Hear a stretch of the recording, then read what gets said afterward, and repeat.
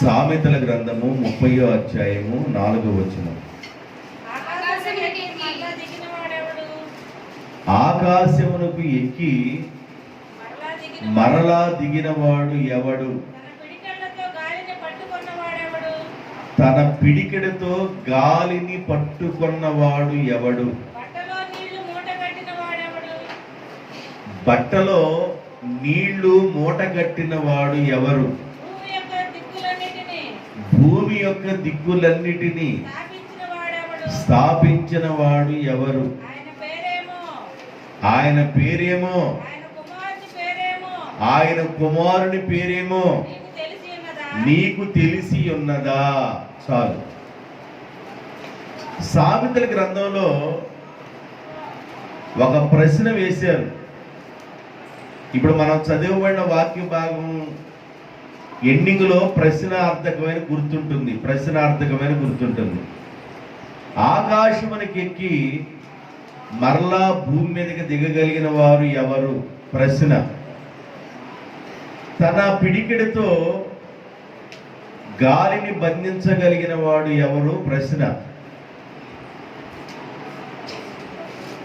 బట్టలో నీటిని మూట కట్టగలిగిన వారు ఎవరు? ప్రశ్న. ఇప్పుడు నీళ్లు తీసుకొని మన బట్టలో పోసామంటే, మన వస్త్రాల్లో పోస్తే బియ్యం మూట కట్టినట్టుగా నీళ్ళ మూట కడతామా? కానీ దేవుడు అంటాడు, బట్టలో నీటిని మూట కట్టగలిగిన వాడు ఎవరు? పిడికిడితో గాలిని బిగించగలిగిన వాడు ఎవరు? ఆకాశమునకెక్కి మరలా దిగగలిగిన వాడు ఎవరు? ఆయన పేరేమో, ఆయన కుమారుడి పేరేమో నీకు తెలుసా? ఇలా చేసి ఆయన పేరేందో గాని, ఆయన కుమారుడి పేరేందో గాని నీకు తెలుసా? ఇవన్నీ ప్రశ్నలు. జాగ్రత్తగా వినండి. ఎవరైనా నిన్ను ఒక ప్రశ్న వేస్తే ఆ ప్రశ్నకు నువ్వు అర్థం చెప్పొచ్చేమో. ఒక కొబ్బరి చెట్టు మీద 100 కొంగల వాలున్నాయి. ఒక అతను తుపాకీ తీసుకొని ఒక కొంగను కాల్చాడు. ఎన్ని కొంగలు ఉంటాయి అని అంటే దానికి నువ్వు చెప్తావు. ఎన్ని కొంగలు ఉంటాయి? ఒక కొబ్బరి చెట్టు మీద 100 కొంగలు ఉన్నాయి. 100 కొంగల్లో ఒక కొంగని కాల్చాడు ఒక అతను. ఎన్ని కొంగలు ఉంటాయి? అన్ని వెళ్ళిపోతాయి. అంతవరకు నీకు తెలుసు. ఆ ప్రశ్న ఏందో, ఆ ప్రశ్నకు ఆన్సర్ ఏందో ఇంతవరకు నీకు తెలుసు. కానీ ఈ ప్రశ్న వేసిన వాడే ఆన్సర్ చెబితే తప్ప ఆన్సర్ రావదని యోబు గ్రంథము 9వ అధ్యాయము 3వ వచనంలో రాయబడింది. యోబు గ్రంథం 9వ అధ్యాయము 3వ వచనం. ఒకరు ఆయనతో వ్యాజ్యమాడగోరిన ఎడల 1000 ప్రశ్నలలో ఒకదానికైనను వాడు సమాధానము చెప్పలేడు కదా. దేవుడు ఏదైనా ఒక ప్రశ్న వేస్తే దేవుడేసిన ప్రశ్నకు దేవుడే ఆన్సర్ చెప్పాలి తప్ప ఒక మనిషి దగ్గర నుండి ఆన్సర్ రాలేదు. బట్టలో నీటిని మూట కట్టగలిగిన వాడు ఎవరు చెబుతారు? గాలిని పిడికిడితో బంధించగలిగిన వారు ఎవరు చెబుతారు? ఆకాశమునికి ఎక్కి మరలా దిగగలిగిన వారు ఎవరున్నారు? ఆయన పేరేమో, ఆయన కుమారుడి పేరేమో అది నీకు తెలుసా? దేవుడు ప్రశ్న వేస్తే దేవుడే సమాధానం చెబితే అర్థమైంది తప్ప దేవుడు ప్రశ్న వేస్తే ఏ మనిషి ఆ ప్రశ్నకు అర్థం చెప్పలేడు. దేవుడే సమాధానాన్ని చెప్పాలి. ఇప్పుడు చదవబడ్డ భాగంలో చాలా మాటలు చదువుకున్నాం. కానీ పిడికిడితో గాలిని బంధించగలిగిన వారెవరు? బట్టలో నీటిని మూట కట్టగలిగిన వారు ఎవరు? ఆకాశంలోకి ఎక్కి దిగగలిగిన వారెవరు? ఇలా ప్రశ్నలు చదువుకున్నాం. దానిలో ఒకటి మాత్రం చెబుతాను. ఆకాశమునికి ఎక్కి దిగగలిగిన వారు ఎవరు? దిగిన మనిషి ఆకాశమునికి ఎక్కగలిగిన వారు ఎవరు అనే విషయాల్ని నేను మీకు చెప్పాలని ఆశపడుతున్నాను. యోహాను సువార్త 13వ అధ్యాయము, ఆకాశము నుండి దిగిన వారు ఎవరు, మరలా ఆకాశమునికి ఎక్కగలిగిన వారు ఎవరు? 3వ వచనం, తండ్రి తన చేతికి సమస్తమును అప్పగించిననియు తాను ఆకాశము నుండి బయలుదేరి వచ్చిననియు మరలా ఆకాశమునకు వెళ్ళవలసి ఉన్నదనియు యేసు ఎరిగి. ఆకాశం నుండి బయలుదేరి వచ్చింది ఎవరు? ఆకాశం నుండి బయలుదేరి వచ్చింది ఎవరు? మరలా ఆకాశంకి వెళ్ళదగింది ఎవరు? బైబిల్లో రాయబడింది, ఆకాశం నుండి బయలుదేరి వచ్చింది మనము ఆరాధించుచున్న నజరేయుడైన యేసు. మనం ఆరాధించే యేసు ఆకాశము నుండి దిగి వచ్చి మరలా ఆయన ఆకాశమునకు వెళ్ళగలిగిన దేవుడు.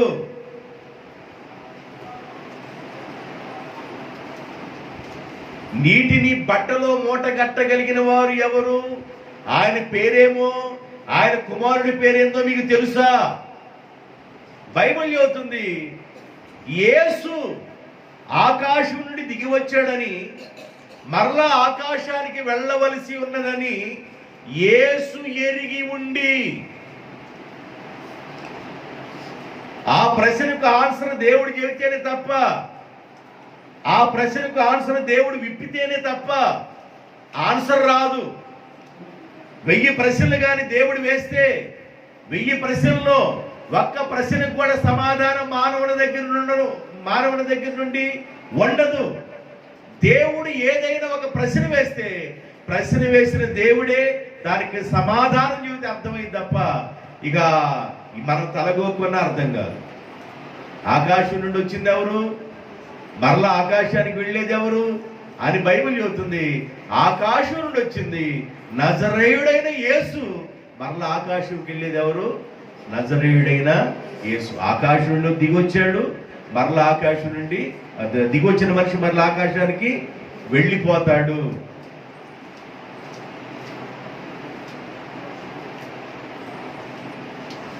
ఈయన ఎప్పటి నుండి ఉన్న దేవుడో సామెతల గ్రంథంలో అనుకుంటాను 8వ అధ్యాయమా, ఒకసారి చూడండి.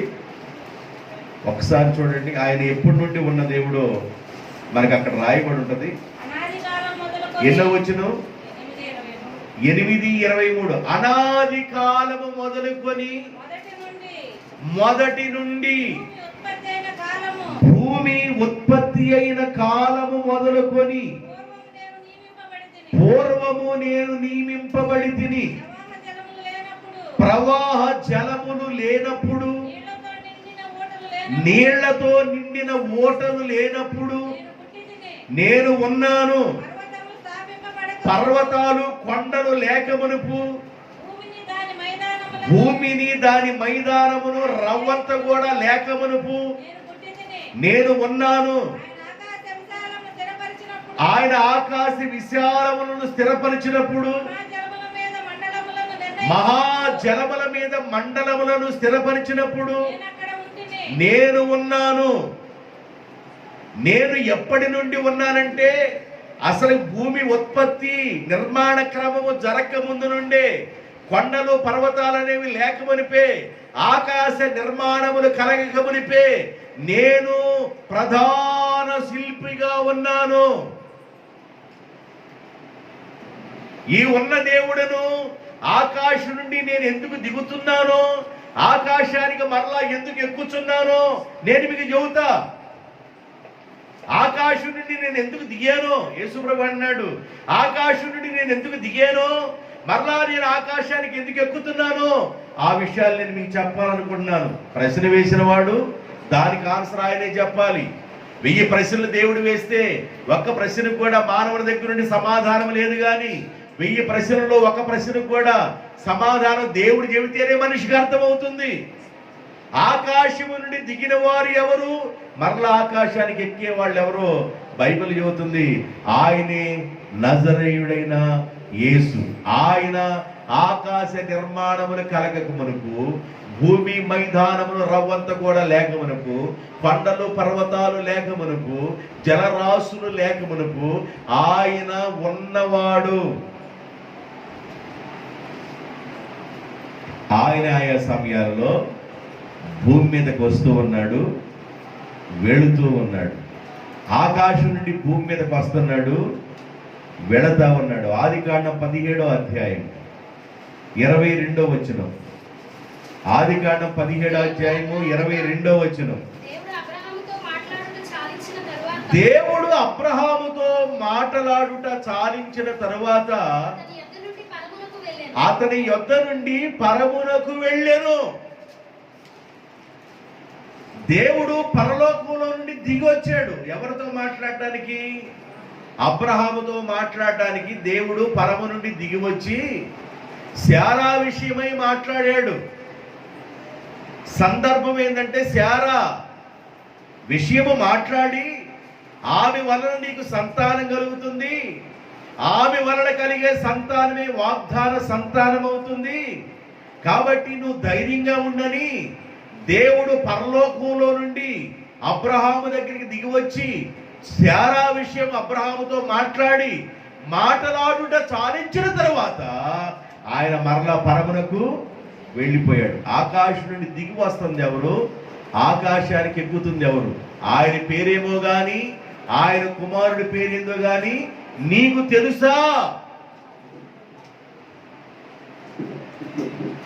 ఆయన కుమారుడి పేరు నజరేయుడైన యేసు. ఆయన ఎంతకాలం ఉన్నాడో చెప్పారు. ఆకాశ నిర్మాణములు కలగకమునుపు, భూమి మైదానమును రవ్వంత కూడా లేకమునుపు, కొండలు పర్వతాలు జలరాశులు లేకమునుపు ఆయన ప్రధాన శిల్పిగా తండ్రి దగ్గర ఉన్నాడు. ఆయన ఆదిలోనే ఉన్నవాడు.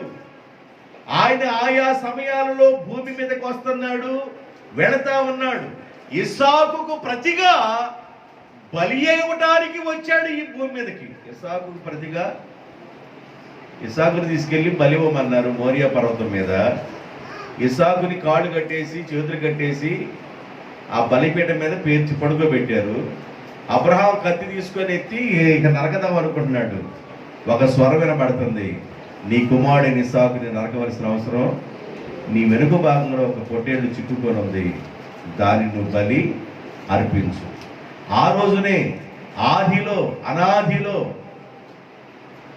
బలి అయిన గొర్రె పిల్లగా ఆయన మనకు కనబడుతున్నాడు. అనాదిలో బలి అయిన గొర్రె పిల్లగా మనకు కనబడుతున్నాడు. ఆయన ఆది నుండి ఉన్న దేవుడు. ప్రతి మానవాళి ప్రార్థన విని ఆయన వచ్చి వెళుతా ఉన్నాడు. ప్రతి మానవాడి యొక్క ప్రార్థన ఆలకిస్తూ ఆయన భూమి మీదకి వచ్చి వెళుతా ఉన్నాడు. ఆయన సమాధానాలు చెప్పి వెళతా ఉన్నాడు. ఆకాశం నుండి దిగుతుంది ఎవరు? మరలా ఆకాశానికి ఎక్కుతుంది ఎవరు? ఒక నరుడు యొక్క ప్రార్థన ఆలకించి దేవుడు భూమి మీదకి వస్తున్నాడు. ఎబ్బేకు రేవు దగ్గర యాకోబు కూర్చున్నాడు. ఎబ్బేకు రేవు దగ్గర యాకోబు రాత్రి అంతా పోరాడుతూ ఉన్నాడు. యాకోబు కోసం భూమికి వచ్చి యాకోబును ఆశీర్వదించి మరలా పరమునకు వెళ్ళిన దేవుడు. దేవునికి స్తోత్ర. గట్టి జీవన హల్లెలూయా. కాస్త మొత్తుకున్న వాళ్ళు స్తోత్ర. కళ్ళు మూసుకొని వాక్యం వినండి జాగ్రత్తగా, దర్శనాలు వస్తాయి. కళ్ళు మూసుకొని వాక్యం వింటే ఒక చేయి చేయి చేయి అన్నట్ట. ఏందమ్మా అంటేనో కుక్క కనబడింది అన్నట్టు. నువ్వు కళ్ళు మూసుకొని వాక్యం వింటే వేళ కుక్క నీకు కనపడియాల. జాగ్రత్తగా వాక్యాన్ని వినండి. ఆయన ఆకాశం నుండి దిగి వస్తూ ఎందుకు వస్తున్నాడు దేవుడు? ఒక నరుడు యొక్క ప్రార్థన ఆలకించి వారి ప్రార్థనలకు సమాధానాన్ని ఇవ్వటానికి ఆయన వస్తూ ఉన్నాడు, వెళుతూ ఉన్నాడు. అబ్రహాముతో మాట్లాడి శారమ్మ విషయం మాట్లాడి ఆయన మరలా పరమునకు వెళ్ళిపోయాడు. ఆదికాండం 18వ అధ్యాయము 20-21 వచనాలు. మరియు యెహోవా సొదొమ గొమొర్రాలను గూర్చిన మొర గొప్పది గనుకను సొదొమ గొమొర్రాలో ఉన్న పాపము బహు ఘోరమైంది గనుక నేను ఆకాశము నుండి దిగిపోయి నా యొద్దకు వచ్చిన మొర చొప్పుననే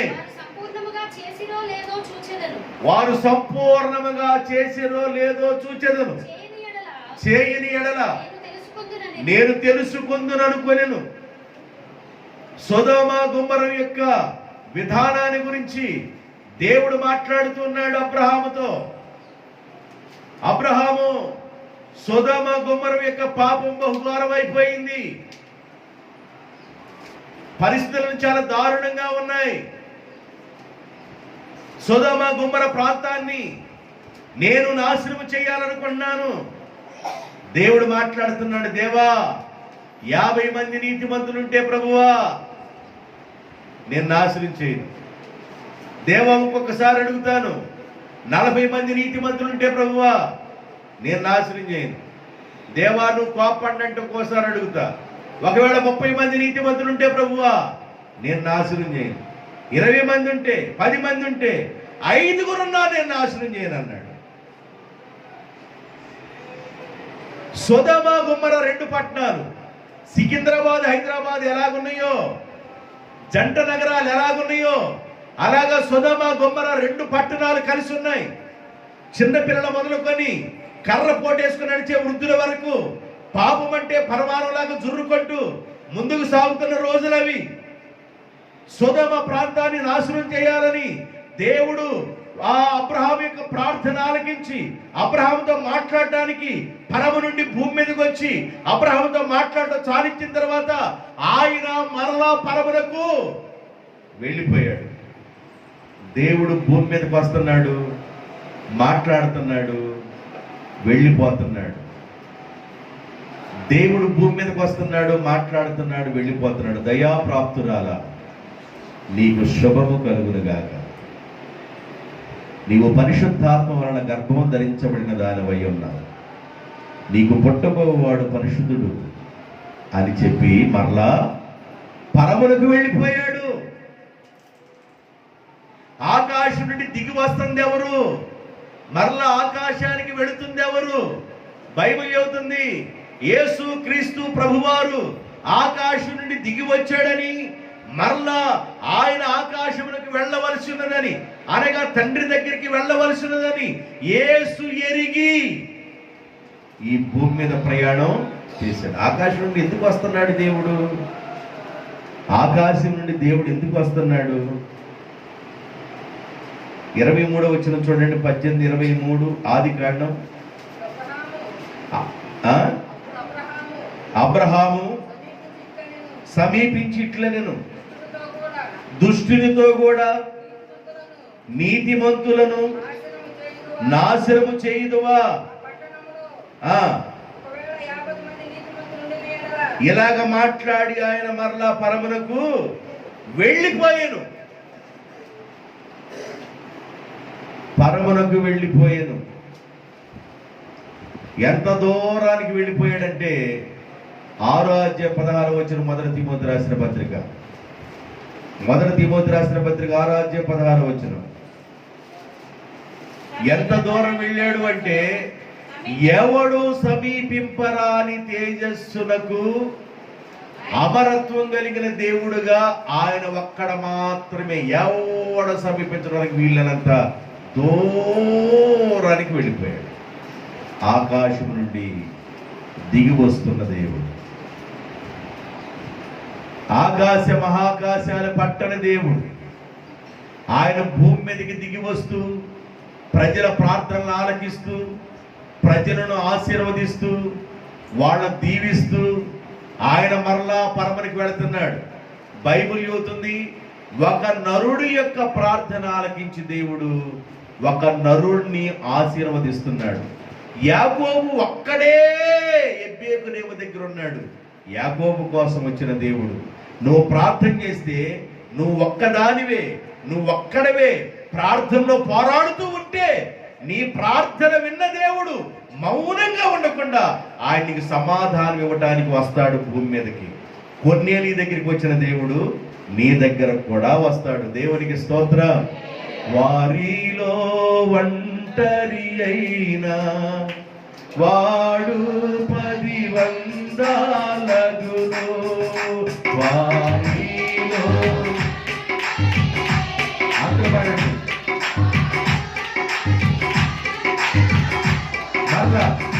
వారిలో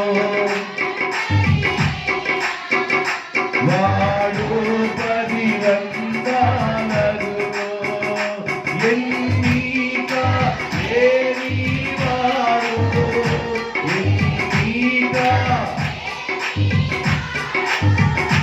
బలమైన నీ జనమగును. బలమైన నీ జనమగును. ఎందు తేజరిల్లును నీకు వెలుగు అతియున్నది. ఎందు తేజరిల్లును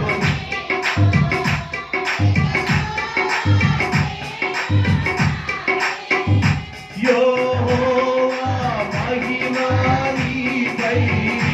యెహోవా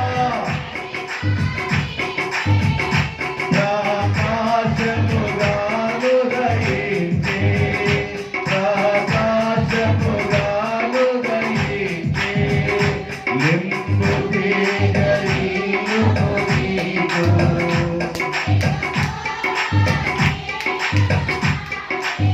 హల్లెలూయా. ఆకాశం నుండి దిగి వస్తుంది ఎవరు?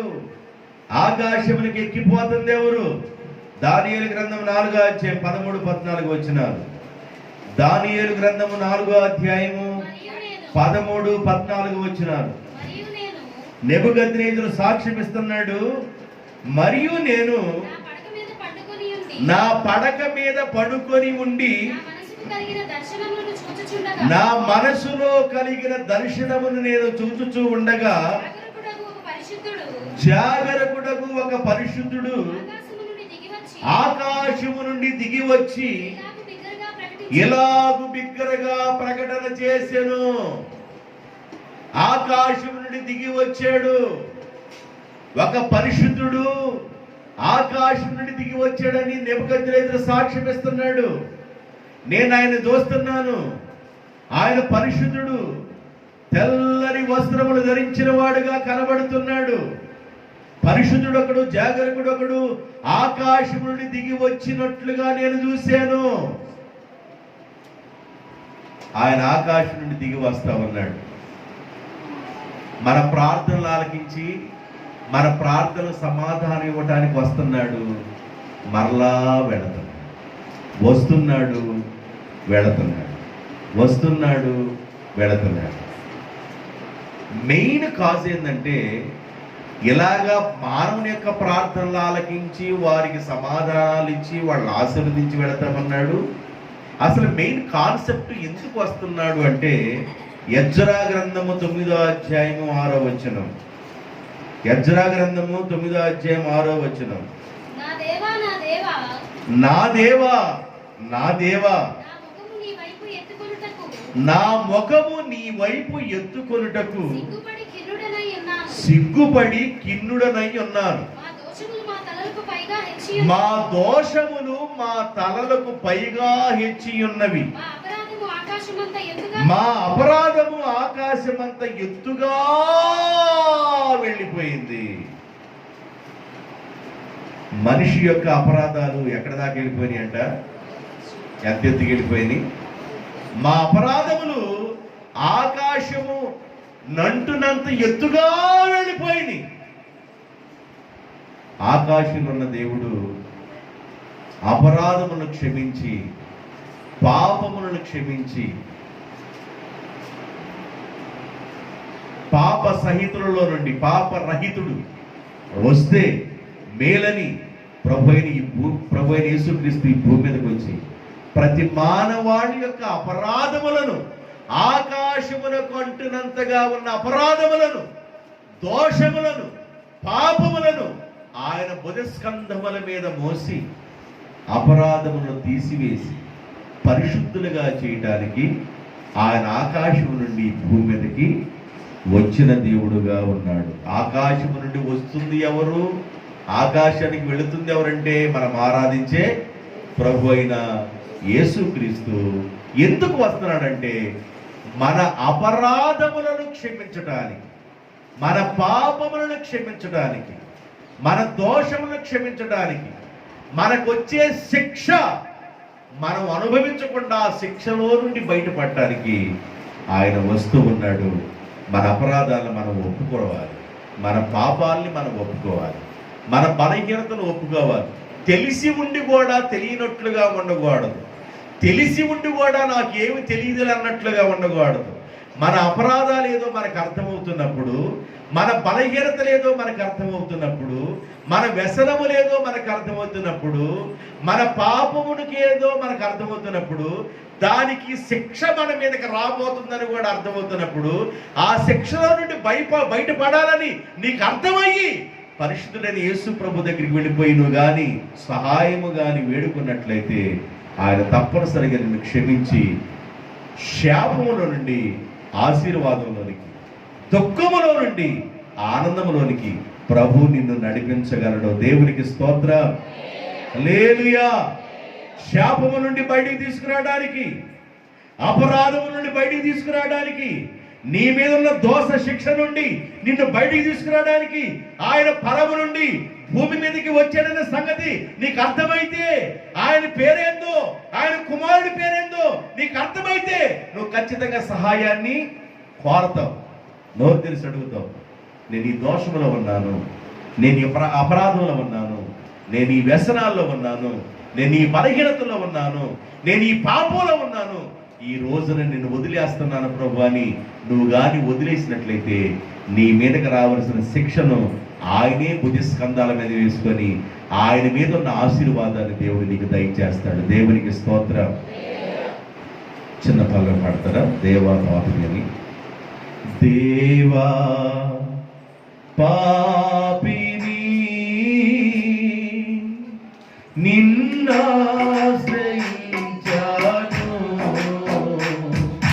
ప్రేమ చూపించి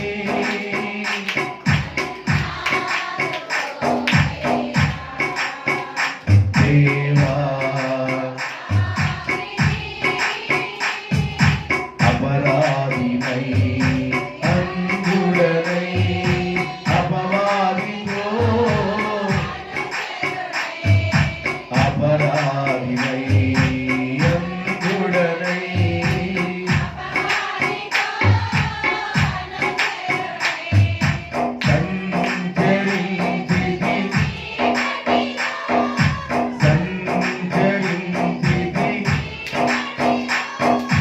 వంచన చేసిది ఎందరిలో, వంచన చేసిది ఎందరిలో, దేవా పాపిని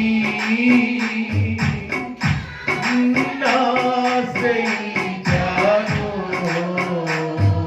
ప్రేమ చూపించి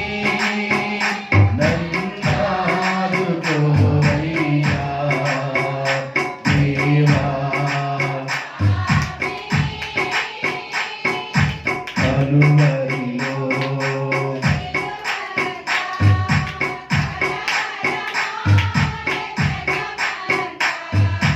కలువరిలో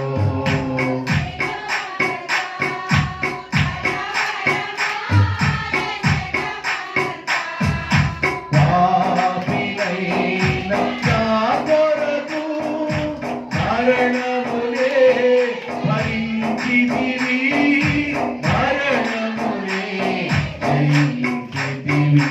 దేవా పాపిని నిన్నాశ్రయించాను, ప్రేమ చూపించి